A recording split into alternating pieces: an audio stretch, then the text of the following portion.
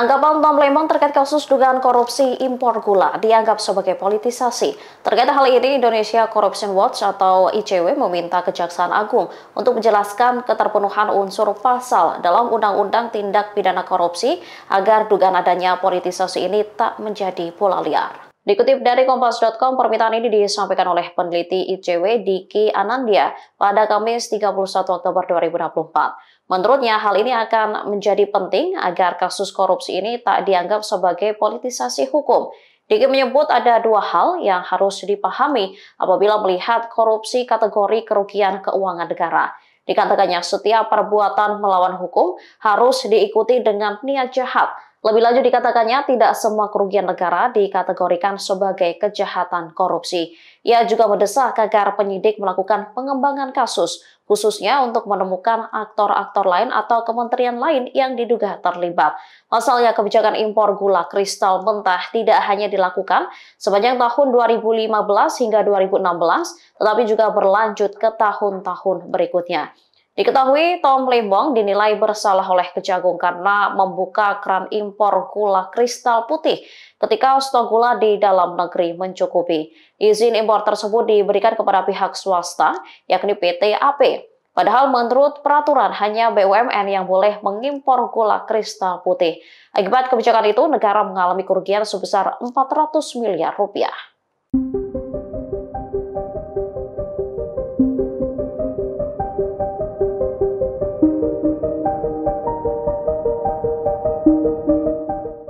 Tom Lembong disarankan menjadi justice collaborator setelah ditetapkan sebagai tersangka dugaan korupsi impor gula. Diharapkan ex-menteri perdagangan ini bisa mengungkap siapa saja yang menjadi mafia impor gula. Hal ini diungkapkan oleh mantan penyidik Komisi Pemberantasan Korupsi atau KPK Yudi Purnomo pada Kamis 31 Oktober 2024. Menurut Yudi, kasus importasi gula itu sudah terjadi cukup lama, yakni sekitar 9 tahun. Seperti diketahui, Tom Lembong sendiri menjabat sebagai Mendak periode 2015 hingga 2016. Oleh karenanya, bisa saja ada mafia di balik kebijakan impor gula tersebut.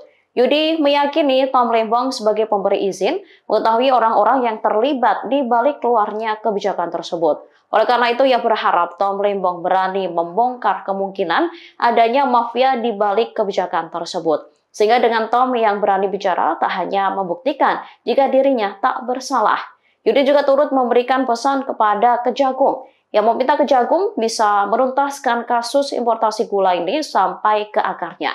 Termasuk ada tidaknya keterlibatan menteri berikutnya yang memberikan kebijakan yang berpotensi dipidana juga. Dalam hal ini gula impor yang gak jelas roadmap-nya, yang gak jelas datanya dipaksakan. Di-spill dong, masa cuma orang itu doang? Emang sendirian mutusinnya?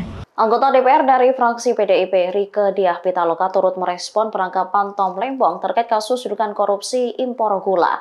Dirinya lantas tegas menyatakan mendukung Presiden Prabowo untuk memberantas mafia pangan. Pernyataan ini disampaikan Rieke di akun TikTok-nya pada Kamis 31 Oktober 2024. Rieke mengaku bersyukur atas penetapan tersangka terhadap Tom Lembong. Ia lantas mengaku sempat menolak rencana impor gula tersebut tahun 2016. Pasalnya, saat itu bertepatan dengan panen raya para petani tebu di Indonesia. Selain itu, menurutnya kebijakan tersebut tidak masuk akal karena tidak memiliki roadmap dan data yang jelas. Lebih lanjut, Rieke mengaku sempat diintimidasi untuk menerima kebijakan impor gula tersebut. Rieke lantas mempertanyakan ada pihak lain atau tidak yang ikut terseret dalam kasus ini. Ia berharap dan memberikan dukungan ke Kejagung untuk menindak pihak lain yang dimungkinkan ikut terlibat. Dirinya menegaskan dukungannya kepada Presiden Prabowo yang memperjuangkan kedaulatan pangan, sehingga menurutnya penting untuk memberantas mafia pangan. Politisi dari PDIP ini juga menyindir pernyataan Tom Lembong yang menyebut menyerahkan semua urusannya kepada Tuhan. Saya mendukung Presiden Prabowo yang memperjuangkan kedaulatan pangan, dan kedaulatan pangan itu, ketahanan pangan pastinya harus sikat mafia pangan, termasuk dalam hal ini gula impor yang gak jelas roadmap-nya, yang gak jelas datanya dipaksakan. Di-spill dong, masa cuma orang itu doang? Emang sendirian mutusinnya? Yuk, spill yuk, Kejaksaan Agung semangat!